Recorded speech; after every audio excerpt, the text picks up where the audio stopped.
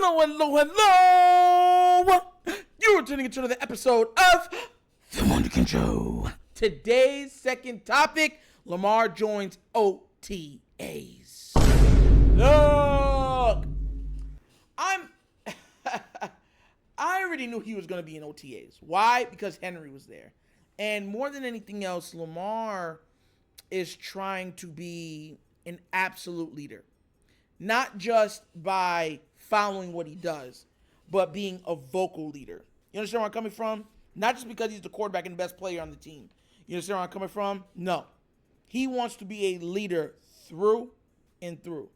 And leaders lead by example, so I knew he was going to be there. So I'm happy that he's there. And of course, Derrick Henry and other ones are there. But for the people that don't know the difference in Lamar Jackson's showing up this year compared to the others, got a little picture for you. Bang. Look at that. Look at the size difference. From his traps to his arms, shoulders. Just look at it. That skinny guy on the right, that's who Lamar is this OTA. And I like it. I think that he's going to be nimble. I think he's going to be able to extend plays even longer. And I think when he breaks away, he's gone. There is no, somebody might be able to catch him. No, he's going to hit his head on the goalpost. And look, like I said, some people got a problem with saying he's going to be less durable and stuff like that. I don't think so at all. The extra weight was allowing him to get hit more. And those hits, as you've seen, they were hitting him low. They were trying to take his ankles and knees out of this world. So he's like, I got to run to get away. That extra speed allows him to dip, dive, duck, and dodge. It allows him to get out of harm's way, get down. And then there's just he touches when he's down. That's what it allows us. So I'm happy about that. But I'm going to read some of Cordell Woodland's, because what happened was, I was looking for the press conference that because Lamar asked a question, but I guess they didn't show it. No one taped it. People just took pictures. So I'm going to tell you some of the stuff that he was saying. So Cordell Woodland was asking, Lamar on playing KC week 1, and he told him straight up, he said, I don't care who we play. At the end of the day, we lost to them in the playoffs, and he said, even if they win, it doesn't change what happened. And you know what? He's 100% correct. Because no matter what, they have to see him again. If they want to get to where they want to go, last year's in the past. Last year, the Chiefs already got that battle. That war is done, completed, finished in the history book. You understand where I'm coming from? You can't go back and change what had happened. But you could change the future, though. You could change the future. You can change what you're doing in the present to affect the future. And he's locked in, looking at the present, gearing up for the future. You understand where I'm coming from? So I 100% agree with him saying that. And he was asked also about getting Rashod Bateman the ball. And he specifically said, quote, we have to get him the ball more. He's an elusive receiver. So listen, this is why I want Rashod Bateman there over the offseason. I want them to have the rapport that he's supposed to have. If he has a breakout season this season, then the EDC move of paying him what he paid him and having him on the payroll for 3 more years is not just a frugal spending move. It's absolutely genius.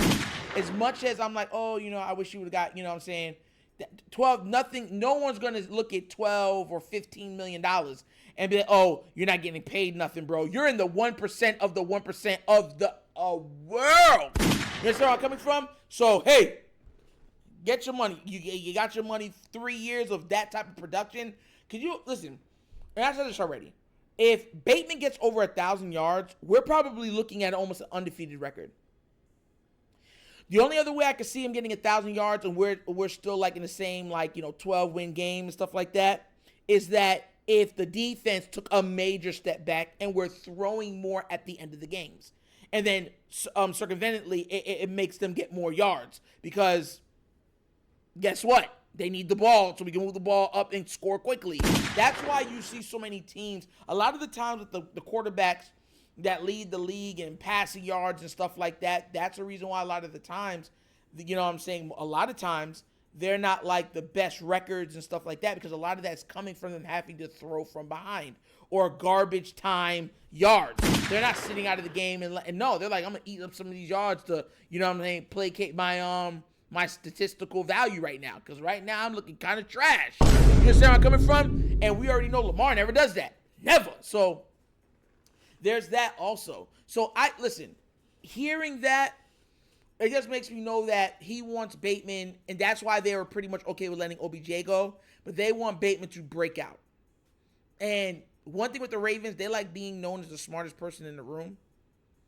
If they got to sign Bateman for a low price and Bateman starts putting together 1,000-yard receiving seasons as a wide receiver in this league where wide receivers are making $20 million, $25 million, $30 million a year, hey! Even now, I'm going to have to eat crow.